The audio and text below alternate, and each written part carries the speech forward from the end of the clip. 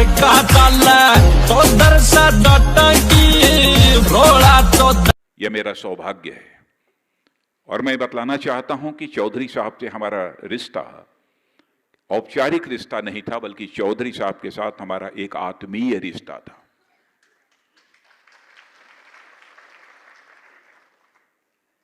जब मेरा उनके साथ कोई परिचय नहीं था, तब भी हमारा उनके साथ आत्मीय रिश्ता था। आप ये कहेंगे कि अब कैसी अनहोनी बात कर रहे हैं कि आपका परिचय भी नहीं था, फिर भी आपके साथ एक आत्मीय रिश्ता था। भले ही चौधरी साहब को इसकी जानकारी न रही हो, लेकिन हमारा आत्मीय रिश्ता उस दिन प्रकट हुआ कि जब मैं उत्तर प्रदेश का मुख्यमंत्री था और हजारों किसानों को लेकर जब वो लखनऊ में पहुंचे थे।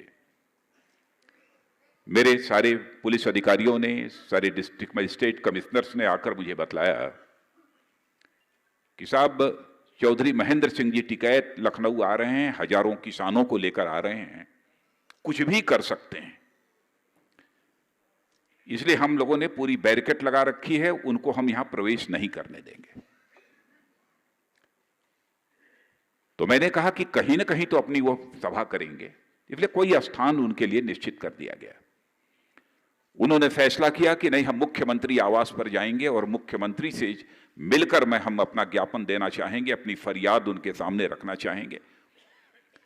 अधिकारियों ने रोका, कोई जाने की जरूरत नहीं है, और आकर मुझे बतलाया कि साहब हम लोगों ने उन्हें रोक दिया है। बहनों भाइयों, उसी समय अधिकारियों को मैंने कहा था कि चौधरी साहब को किसी भी सूरत में नहीं रोका जाना चाहिए, सारे के सारे किसानों को लेकर वो हमारे दरवाजे आएंगे। और मैं समझता हूं कि इस समय चौधरी नरेश जी टिकैत या राकेश जी टिकैत, राकेश जी थे कि नहीं उसमें? राकेश जी थे, विजयपाल सिंह जी भी थे, ये आप भी थे। मैंने कहा कि ये किसान नहीं आए हैं, ये मुख्यमंत्री के दरवाजे पर भारत के दूसरे भगवान आए। और आप लोगों को शायद आश्चर्य होगा, मैंने डेलीगेशन नहीं बुलाया कि 5 लोगों का प्रतिनिधिमंडल लेकर चौधरी साहब मुझसे मिलने के लिए आ जाए। भाई हमारे पास फोर्स थी, ताकत था, सब कुछ थी। देखिए मैंने कहा नहीं, मैं मुख्यमंत्री आवास पर आ रहे हैं तो सारे किसानों की अगवानी करने के लिए मैं स्वयं जाऊंगा, सड़क पर जाऊंगा और उनकी मैं अगवानी करूंगा। और मैंने अगवानी की। तब उसके बाद उनको अपने मुख्यमंत्री आवास में ले आया, बाकायदे बैठाया, कुछ खिलाए पिलाए थे, याद है क्या क्या खिलाए थे? पानी वानी हुआ, सब कुछ हुआ। और लेकिन राकेश जी ने काम गड़बड़ कर दिया था। जिस कुर्सी पर मैं बैठता था और जिस कुर्सी पर उनको बैठाया, वह कुर्सी लेकर जो है राकेश जी जो है सीधे चले आए, ले उठा लाए वहां से। और वो बतला रहे थे कि वो कुर्सी अभी रखी हुई है। इसीलिए मैंने कहा कि यदि मेरा आत्मीय रिश्ता न रहा होता, परिचय न रहने के बावजूद, तो शायद मैं अगवानी करने के लिए न जाता। और किसानों की समस्याओं को आवाज देने का काम कई लोग, स्वामी सहजानंद जी सरस्वती, सर छोटू राम जी चौधरी छोटू राम जी, चौधरी चरण सिंह जी, चौधरी देवीलाल जी, और उसके बाद उसी क्रम में यदि किसी का नाम लिया जाना चाहिए तो हमारे स्वर्गीय चौधरी महेंद्र सिंह जी टिकैत का नाम लिया जाना चाहिए। सभी लोग तो कुछ पढ़े लिखे लोग थे बहुत, लेकिन जिस तरीके से जमीन के खेत से, जमीन की मेड़ से उठा हुआ कोई व्यक्ति हिंदुस्तान के किसानों का नेता उस समय बन गया, भारत के इतिहास में संभवतः शायद ऐसी स्थिति कभी देखने को किसी को नहीं मिली होगी जो कि चौधरी साहब के साथ देखने को मिली थी।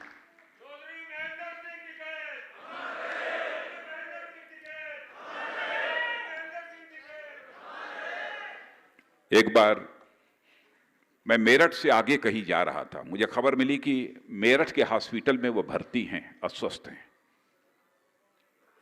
तो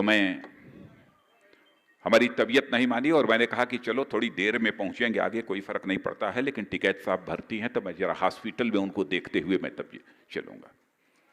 और मैं उनको हॉस्पिटल में देखने के लिए मेरठ गया था। तो उन्होंने अब जो गांव की जो भाषा होती है, उस भाषा में उन्होंने मुझसे कहा, अब उस तरीके से मैं नहीं बोल पाऊंगा जैसे वो बोलते थे। अरे तू काहे को आ गया, काहे परेशान हो गया, अरे मैं तो ठीक हो जाऊंगा, अरे मैं मरने वाला तो हूं, भाई ये सब सारी बातें अपने गांव के अंदाज में उन्होंने सब सारी सुनानी शुरू की। और फिर एक आधा घंटा 40 मिनट तक मैं उनके साथ जो बैठा रहा, फिर उठकर मैं वहां से गया हूं।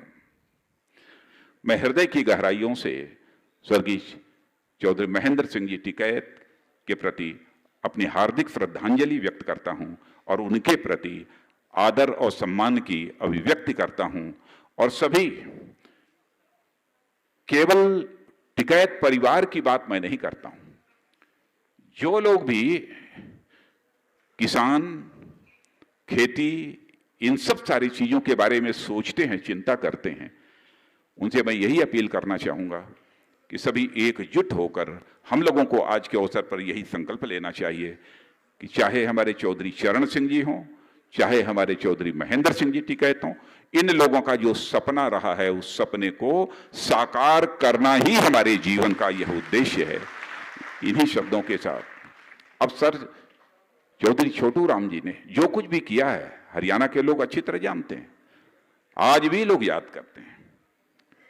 इन लोगों की जो मुराद थी, उस मुराद को पूरा करने में ही अपने जीवन की सार्थकता है, यह मानकर हम सभी लोग चलें। इन्हीं शब्दों के साथ मैं पुनः हृदय की गहराइयों से उनके प्रति सम्मान की अभिव्यक्ति करते हुए अपना निवेदन समाप्त करता हूं। रोड़ा तो दर का चाल तो दर सा